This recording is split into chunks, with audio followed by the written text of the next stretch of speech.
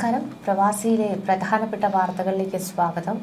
Muscat ഗവർണറേറ്റിലെ അമിറാത്ത് വിലായത്തിൽ 6 പേരടങ്ങുന്ന Omani കുടുംബത്തെ മരിച്ച നിലയിൽ കണ്ടെത്തി. അൽ അബ്കിയ പ്രദേശത്താണ് ഭർത്താവും ഭാര്യയും അവരുടെ 4 കുട്ടികളും ഉൾപ്പെടുന്ന കുടുംബത്തിന്റെ ദാരുണമായ മരണം റിപ്പോർട്ട് ചെയ്തതെന്നാണ് റോയൽ ഒമാൻ പോലീസ് അറിയിച്ചിട്ടുള്ളത്.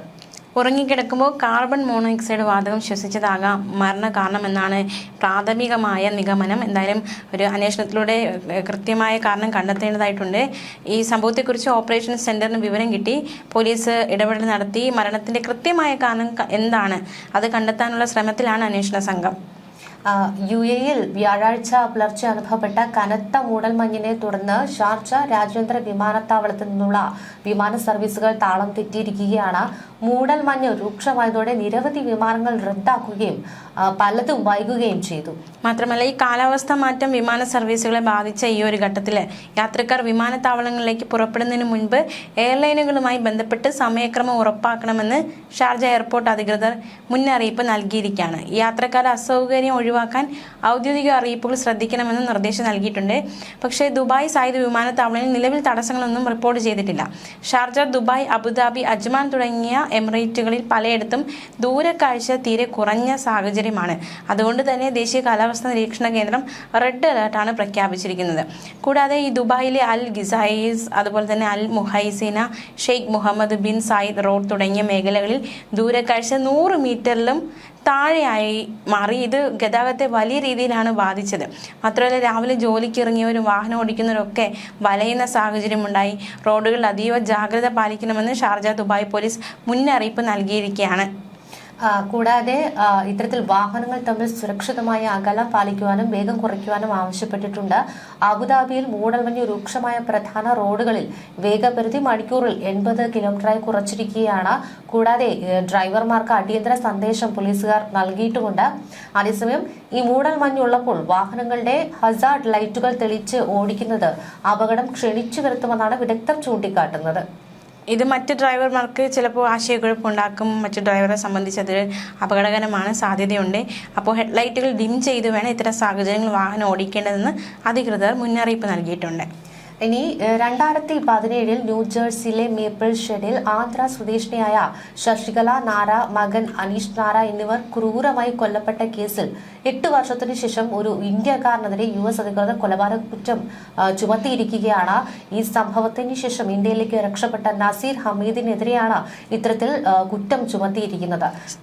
ശശികലയുടെ ഭർത്താവിൻ്റെ മുൻ പ്രവർത്തകനായിരുന്നു നസീർ ഹമീദ്. 2017 മാർച്ച് 23 ശശികലയും മകനെയും ഫോക്സ് മെഡോ അപ്പാർട്ട്മെന്റിൽ കുത്തേറ്റ് മരിച്ച നിലയിൽ കണ്ടെത്തിയത്. മാത്രമല്ല, ഈ സംഭവ സ്ഥലത്ത് നിന്നും അന്വേഷണ ഉദ്യോഗസ്ഥർ രക്തക്കറ അതിൻ്റെ സാമ്പിളുകൾ ശേഖരിച്ചിട്ടുണ്ട്. അതിലൊന്ന് ശശികലയുടേതോ മകൻ്റെയോ ആയിരുന്നില്ല. സംഭവ സമയത്ത് US ജോലി ചെയ്യുകയായിരുന്ന നസീർ ഹമീദ് ശശികലയുടെ ഭർത്താവ് ഹനു നാരയുടെ സഹപ്രവർത്തകനായിരുന്നു. ഇരുവരും കോഗ്നിസന്റ് ടെക്നോളജീസിലായിരുന്നു ജോലി ചെയ്തുകൊണ്ടിരുന്നത്. ഇവരുടെ വീട്ടിൽ നിന്ന് നടക്കാവുന്ന ദൂരത്തായിരുന്നു ഹമീദിന്റെ താമസം. കൊലപാതകം നടന്ന് 6 മാസത്തിന് ശേഷം ഹമീദ് ഇന്ത്യയിലേക്ക് മടങ്ങി. പക്ഷേ കോഗ്നിസന്റിൽ ജോലി തുടർന്നു. വർഷങ്ങൾ നീണ്ട അന്വേഷണമാണ് ഈ ഒരു കേസിൽ നടന്നത്. ഒടുവിലാണ് ഈ പ്രതിയിലേക്ക് അന്വേഷണ സംഘം എത്തിയിരിക്കുന്നത്.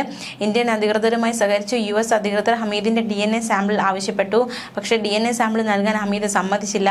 തുടർന്ന് 2024 കോടതി ഉത്തരവിട്ടു ഇത് എടുക്കണം. അപ്പോൾ ഹമീദ് കമ്പനിയിൽ ഉപയോഗിച്ചിരുന്ന ലാപ്ടോപ്പ് US അയപ്പിച്ചു. ഈ ലാപ്ടോപ്പിൽ നിന്ന് ശേഖരിച്ച DNA സാമ്പിൾ കുറ്റകൃത്യം നടന്ന സ്ഥലത്ത് നിന്ന് കിട്ടിയ രക്തക്കറയിലെ DNA-യുമായി പൊരുത്തപ്പെടുകയുണ്ടായി. ഇതോടെയാണ് ഈ കേസിൽ ഹമീദാണ് കുറ്റക്കാരനെന്ന് കണ്ടെത്തിയതും ഇയാൾക്കെതിരെ ചുമത്തിയതും. പിന്നെ ഇപ്പോഴും ഈ ഒരു കാരണം അവ്യക്തമാണ്.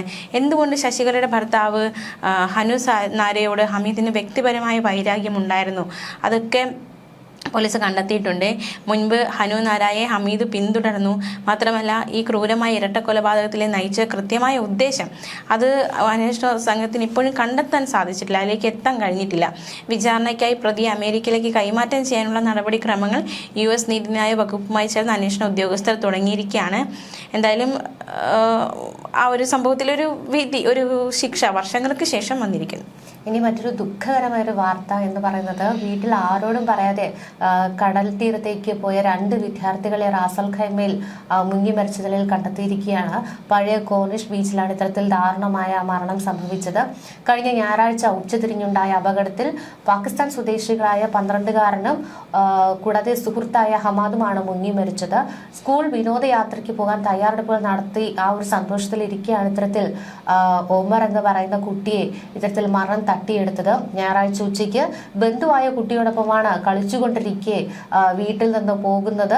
തുടർന്ന് സാധാരണ വൈകുന്നേരങ്ങളിൽ പുറത്തിറങ്ങാത്ത ഒരു പ്രകൃതമാണെന്ന് കുടുംബം പറയുന്നുണ്ട്. പക്ഷേ നിർഭാഗ്യവശാൽ അന്ന് ആ സുഹൃത്തിനൊപ്പം ഈ കടൽ തീരത്തേക്ക് പോകുന്നു. തുടർന്ന് ഈ പിതാവിന്റെ മൊബൈൽ ഷോപ്പിൽ നിന്ന് 100 മീറ്റർ അകലെയുള്ള അബായ ഷോപ്പിലെ CCTV ദൃശ്യങ്ങളിൽ ഇവർ 2 പേരും കൂടി ഒരുമിച്ച് പോകുന്ന ദൃശ്യങ്ങളൊക്കെ പതിഞ്ഞിട്ടുണ്ട്. ഈ ഒമറിന്റെ ഇളയ സഹോദരനായ 9 വയസ്സുകാരൻ ഉമർ പിതാവിന്റെ കടയിലേക്ക് തനിയെ എത്തിയപ്പോഴാണ് എന്തോ പത്തികേട് ഇത്തരത്തിൽ മുഹമ്മദ് ആസിഫിന് തോന്നിയത്.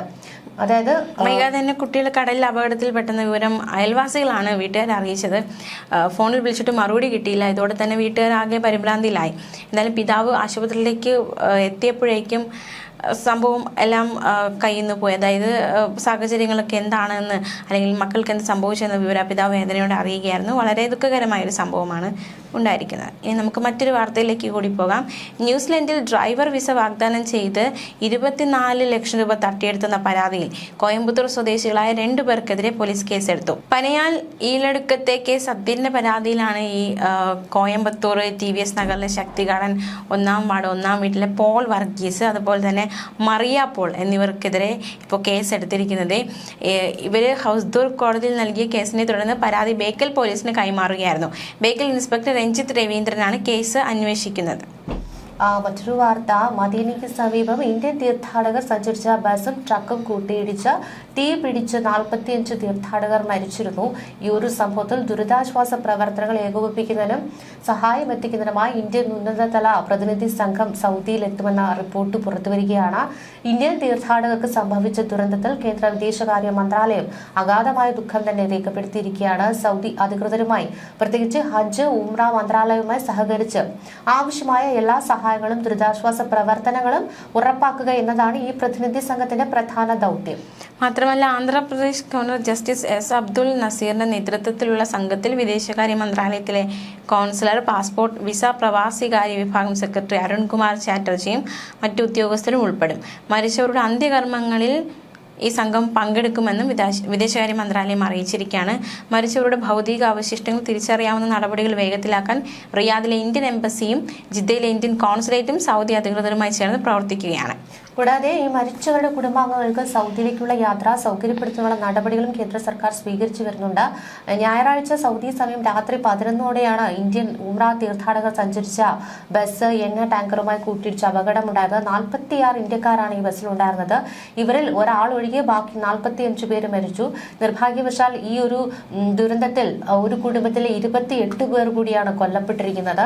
ഈ മരിച്ചവരിൽ അധികവും തെലങ്കാനയിൽ നിന്നുള്ളവരാണ്. മരിച്ചവരുടെ കുടുംബാംഗങ്ങളെ അനുശോചനം അറിയിക്കുന്നതായും പരിക്കേറ്റവർ എത്രയും വേഗം സുഖം പ്രാപിക്കാൻ പ്രാർത്ഥിക്കുന്നതായും വിദേശകാര്യ മന്ത്രാലയം പ്രസ്താവനയിൽ പറഞ്ഞിരുന്നു. ഇനി നമുക്ക് മറ്റൊരു സന്തോഷകരമായ വാർത്തയിലേക്ക് പോകാം. ബിഗ് ടിക്കറ്റ് സംഘടിപ്പിച്ച ബിഗ് വിൻ മത്സരത്തിൽ വിജയികളായി 2 മലയാളികൾ. മൊത്തം 5,40,000 ദിർഹത്തിന്റെ സമ്മാനമാണ് 4 വിജയികൾ പങ്കുവച്ചിരിക്കുന്നത്. കേരളത്തിൽ നിന്നുള്ള 57 വയസ്സുകാരനായ പ്രവാസി ലാസർ ജോസഫാണ് ഒരു വിജയി. ഷാർജയിലാണ് ലാസറിന്റെ താമസം. സുഹൃത്തുക്കൾക്കൊപ്പം എടുത്ത ടിക്കറ്റിലൂടെ അദ്ദേഹം നേടിയത് 1,10,000 ദിർഹം. അതുപോലെ ഖത്തറിൽ താമസിക്കുന്ന ഇജാസ് യുനൂസ് ആണ് വിജയിയായ 2ാമത്തെ മലയാളി. 34 വയസ്സുകാരനാണ് അദ്ദേഹം. 1,50,000 ദിർഹമാണ് അദ്ദേഹം സമ്മാനത്തുകയായി നേടിയിരിക്കുന്നത്. 10 സുഹൃത്തുക്കൾക്കൊപ്പമാണ് അദ്ദേഹം ടിക്കറ്റ് വാങ്ങിയത്. തനിക്ക് കിട്ടിയ സമ്മാനത്തുക ഉപയോഗിച്ച് ഭാര്യയ്ക്കും മകനും സമ്മാനം നൽകാനാണ് ഇജാസ് ആഗ്രഹിക്കുന്നത്. എന്തായാലും 2 വിജയികൾ സമ്മാനത്തുക സുഹൃത്തുക്കൾക്കൊപ്പം പങ്കുവയ്ക്കുമെന്ന് അറിയിച്ചിട്ടുണ്ട്. ഇനി അബുദാബിയിൽ ഈ താമസിക്കുന്ന തമിഴ്നാട്ടുകാരനായ ത്യാഗരാജൻ പെരിയസ്വാമി, അലൈനിൽ നിന്നുള്ള ബംഗ്ലാദേശി പ്രവാസി മുഹമ്മദ് ഇലിയാസ് എന്നിവരാണ് മറ്റു വിജയികളായിട്ടുള്ളത്. ഈ മാസം ഒരു വീക്കിലി ഡ്രോയാണ് അവശേഷിക്കുന്നത്. നവംബർ മാസത്തിലെ ഗ്രാൻഡ് പ്രൈസ് 25 മില്യൺ ദിർഹമാണ്. നവംബർ 1 മുതൽ 21 വരെ ബിഗ് ടിക്കറ്റ് എടുക്കുന്ന 30 പേർക്ക് പ്രത്യേക ഡ്രോയിലൂടെ അബുദാബിയിൽ നടക്കുന്ന കാർ റേസിംഗ് കാണുവാനും ആഡംബര യോട്ട് അനുഭവത്തിനും അവസരം ലഭിക്കും. ഇനി നമുക്ക് മറ്റൊരു വാർത്തയിലേക്ക് പോകാം. UAE-യിൽ നിന്നുമുള്ളവർക്ക് കൂടുതൽ വിസ ഇളവുകളുമായി ഇന്ത്യ. കൊച്ചിയും കോഴിക്കോടും അടക്കം 3 വിമാനത്താവളങ്ങളിൽ കൂടി വിസ ഓൺ അറൈവൽ സംവിധാനം പ്രഖ്യാപിച്ചിരിക്കുകയാണ്. ആദ്യമായി ഇന്ത്യയിലെത്തുന്ന UAE പൗരന്മാർക്കും പാകിസ്ഥാനിൽ താമസിക്കുന്നവർക്ക് ഈ ആനുകൂല്യം കിട്ടില്ലെന്ന് വിദേശകാര്യ മന്ത്രാലയം അറിയിച്ചിട്ടുണ്ട്. ഡൽഹി, മുംബൈ, കൊൽക്കത്ത, ചെന്നൈ, ഹൈദരാബാദ്, ബംഗളൂരു എന്നിങ്ങനെ ഇന്ത്യയിലെ 6 വിമാനത്താവളങ്ങളാണ് നിലവിൽ UAE പൗരന്മാർക്ക് വിസ ഓൺ അറൈവൽ അനുവദിച്ചിരിക്കുന്നത്. ഇനി മുതൽ കൊച്ചി, കോഴിക്കോട്, അഹമ്മദാബാദ് വിമാനത്താവളങ്ങളിൽ കൂടി UAE പൗരന്മാർക്ക് വിസ ഇല്ലാതെ എത്താൻ സാധിക്കും. വിമാനത്താവളത്തിൽ നിന്ന് വിസ എടുത്ത ശേഷം രാജ്യത്തെവിടെ യാത്ര ചെയ്യാം. അതേസമയം ആദ്യമായി ഇന്ത്യയിലെത്തുന്ന UAE പൗരന്മാർക്ക് വിസ ഓൺ അറൈവൽ കിട്ടില്ല. മാതാപിതാക്കളോ അതുപോലെ തന്നെ അവരുടെ പൂർവികരോ പാകിസ്ഥാൻ പൗരന്മാരായിട്ടുള്ള UAE സ്വദേശികൾക്കും വിസ ഓൺ അറൈവൽ കിട്ടില്ല. സാധാരണ നിലയിൽ അപേക്ഷ സമർപ്പിച്ച് വിസ എടുത്താണ് ഇവർ ഇന്ത്യയിൽ വരേണ്ടത്. 2000 രൂപയാണ് ഓൺ അറൈവൽ വിസയ്ക്കുള്ള ഫീസ്. പാസ്പോർട്ടിന് 6 മാസം കാലാവധിയുണ്ട്. ബിസിനസ്, ടൂറിസം, സമ്മേളനങ്ങൾ, ചികിത്സ തുടങ്ങിയവയ്ക്കായി വരുന്നവർക്കൊപ്പമാണ് വിസ ഓൺ അറൈവൽ പ്രധാനമായും കിട്ടുക. ഒരു വർഷത്തിൽ എത്ര തവണ വേണമെങ്കിലും വിസ ഓൺ അറൈവൽ കിട്ടുമെന്ന് വിദേശകാര്യ മന്ത്രാലയം അറിയിച്ചു.